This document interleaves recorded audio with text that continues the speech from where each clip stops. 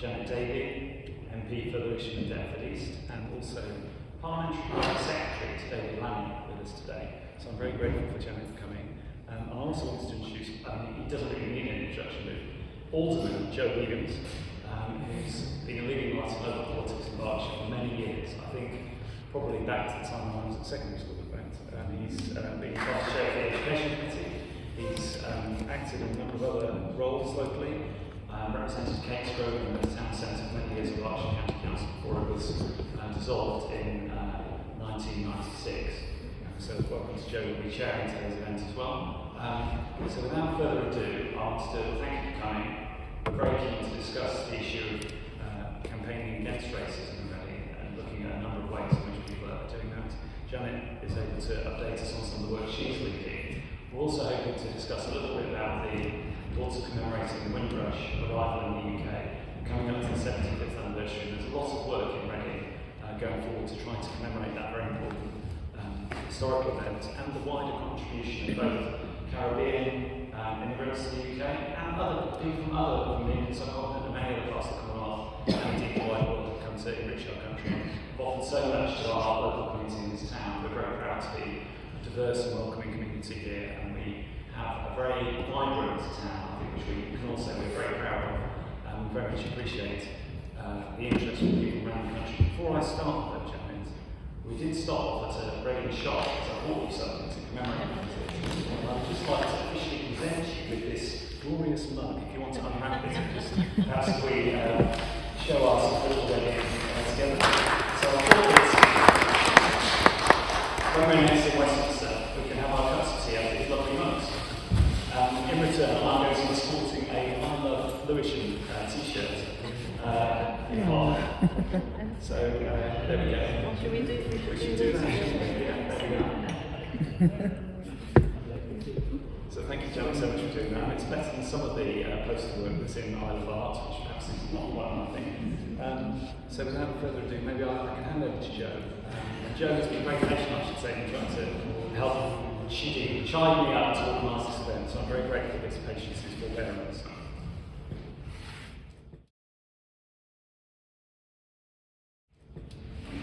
Thank you all for coming on a Saturday afternoon. It's a long time I haven't done any public speaking. I'm not very good at public speaking. So said you. But thank you for coming, Janet. Discovered that Janet's father and myself, we're from the same country, though different parts. But known countries, we might have relationship. We don't know. We'll explore that a bit later. And she's a parliamentary private secretary to David Lammy, someone who I'm familiar with. Yeah, I started out discussing this with Matt, this meeting with Matt some time ago, regarding the Windrush issue, that I'm very angry over the Windrush issue because I'm part of the Windrush community. And I'm afraid that one morning I might wake up and hear on the news that all people who are Windrush, they've got to leave this country. I'm afraid that one day that might happen. By any government.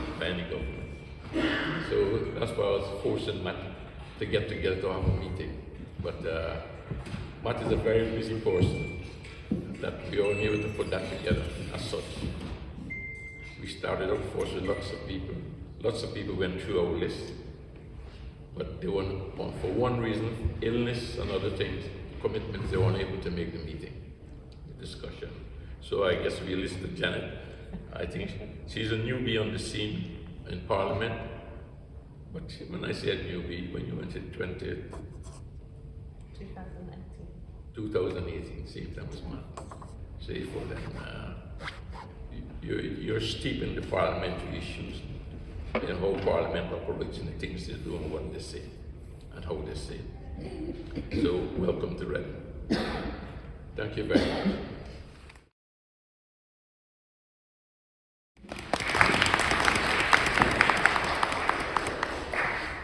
Good afternoon, everyone. It really is a pleasure to be here. Thank you, Matt, for the introduction, and thank you, Joe, as well, for persevering with Matt to make sure he was able to get you a worthy speaker.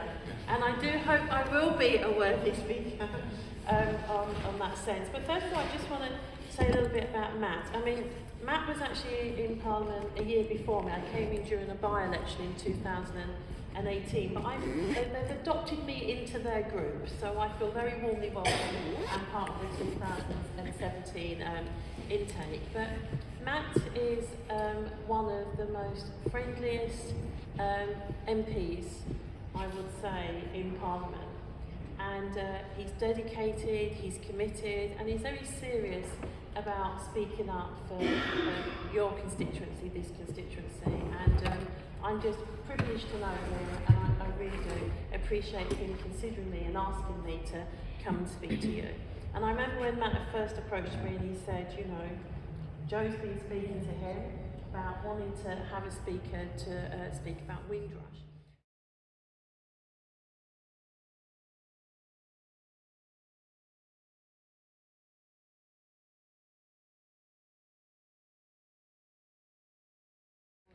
How seriously it's affected many of our communities, to do with people that came from the Commonwealth countries, and during that Windrush generation. My own parents are from that Windrush generation, both my father, who's Guyanese, my late father, and also my mother, who's Jamaican. I actually had an uncle that wasn't let back into the country from Jamaica because of the very Windrush issues, where they shut the door on him. He's since passed away, and it's a real struggle for the family to pull together the information and the papers and the details which is needed to follow through with the compensation scheme. So the Windrush scandal and the inequalities and the discrimination arising from that has affected my extended family personally. If any cases have come to my attention in my constituency, then I've got some really good solicitors that have made themselves known to me that I'm able to pass them on to. What I would say, and I'm going to speak about some of the work that I've been doing, I'm going to speak about a little bit about Labour policy, and I'm going to open it up for any questions and answers that you have for me, but just staying on Windrush for a little bit longer. David Lammy and Diane Abbott really did hit the nail on the head with the arising from the hostile environment that the Tory party created. And that really took the roof off the ceiling to highlight what was happening and what the government were doing. The government, I would say, haven't improved. You know, the review that was done and the recommendations that came out of it, the Home Secretary, Cyrilla Braverman, has just rolled back on not fulfilling 2 of the recommendations. It's a very live issue, it's very real. The actual compensation scheme is too bureaucratic, it's too much paperwork to do. There has been restrictions on how much money people can receive back. You know, although money is good for compensation, absolutely that's the right thing to do. But the emotional trauma it's caused and the emotional pain. And if you think about it, when people came in from into the country, the first generation, there's these levels of discrimination they were met with. You know, the first generation, when it's our grandparents, great-grandparents, or people that are here, you know, no blacks, no Irish, no dogs, not being able to rent properties, renting properties, but the worst conditions, not being able to get the jobs or the promotion, or there's been so many issues of fights that had to be fought. And so many breakthroughs that first generation has done to make the way better for us coming forward and for other immigrants coming into the country. So much was done that we are thankful for them leading the way. We're thankful for them having done that. But that experience, it's almost like it's a big old double jeopardy. You know, you've gone through that experience already, and now you're being told that you have no right to stay in the country, when actually the Commonwealth were British when they came into the country. When they arrived in the country, they were British citizens.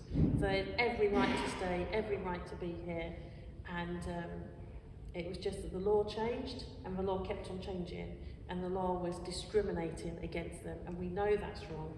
And when there are conversations in Parliament, Matt contributes to those conversations, I contribute to them, but there's still more to be done in speaking up for the Windrush era, the Windrush generation. And what I would say, I was speaking to somebody yesterday from an organisation called British Futures, which I thought was very interesting. And for those that may know Patrick Vernon, he's behind this. He speaks up about the Windrush generation and the richness of the contributions that the Windrush generation and generations that have followed have contributed to our country.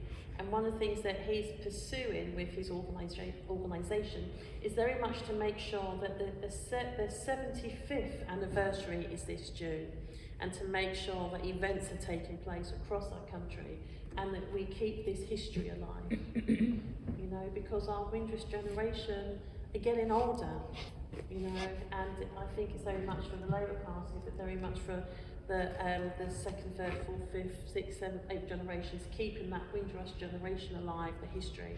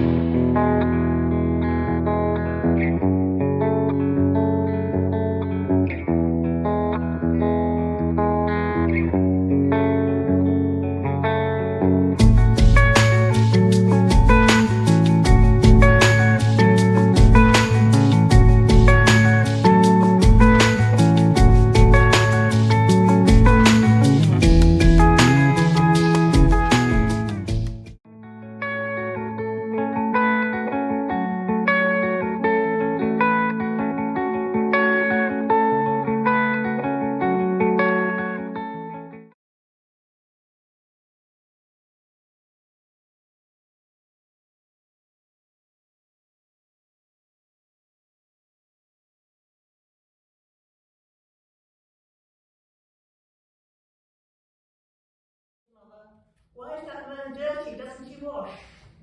And his mother was covered with confusion and embarrassment and sort of retreated into the background. But the little boy went up to the man and said, "Why are you dirty? Don't you wash?"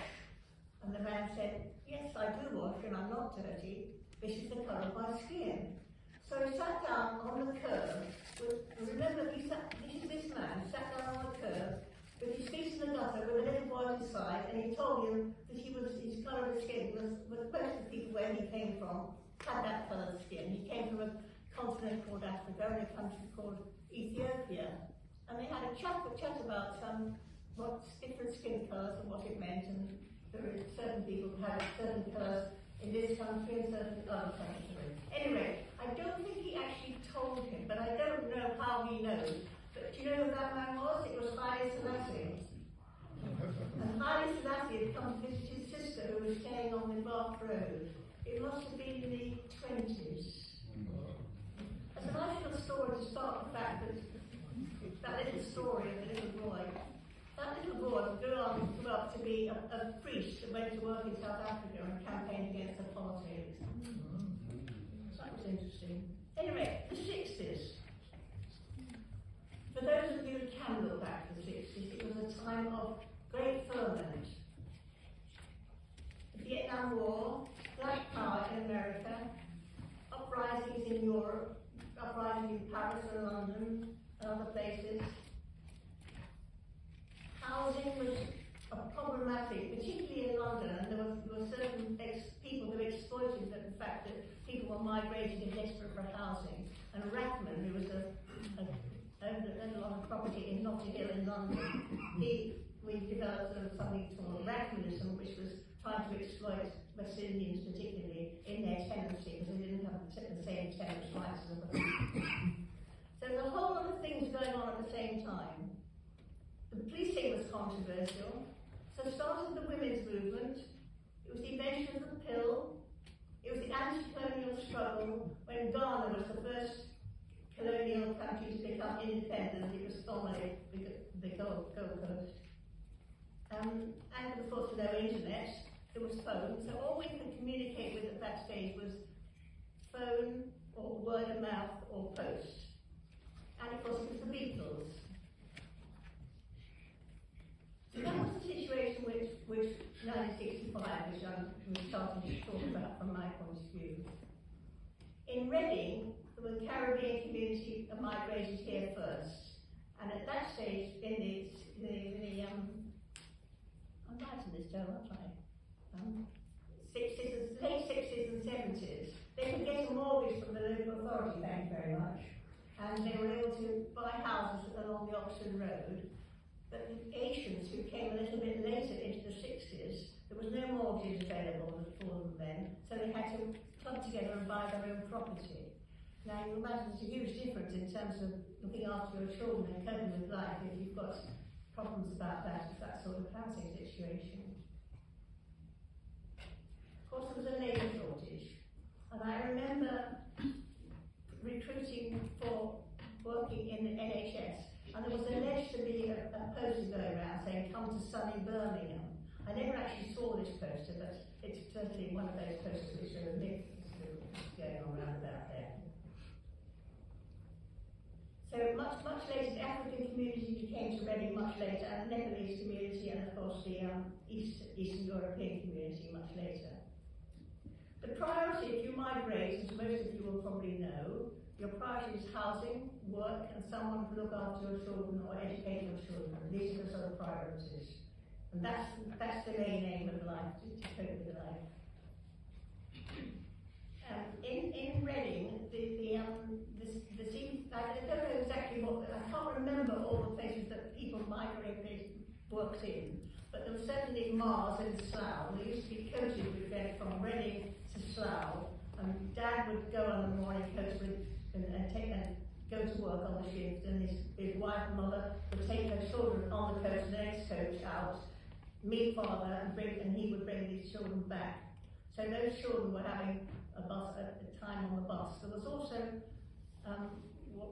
childminds were looking after children under 5, because you had to find someone to look after your children if you were going to earn enough money to live. I mean, you might want to stay at home and look after your children, but you didn't have much choice about it.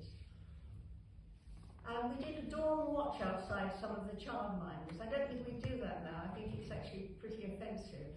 We used to sit somewhere near the houses that the children went into, and their families would bring these children to be looked after in the childminders, and they were meant to be registered under the National Nursery and Childminder Regulation Act to have 3 or 4 children, but we saw 10 or 12 children going into one house, and of course the people who went in didn't know that their children were being cared for in that number of children.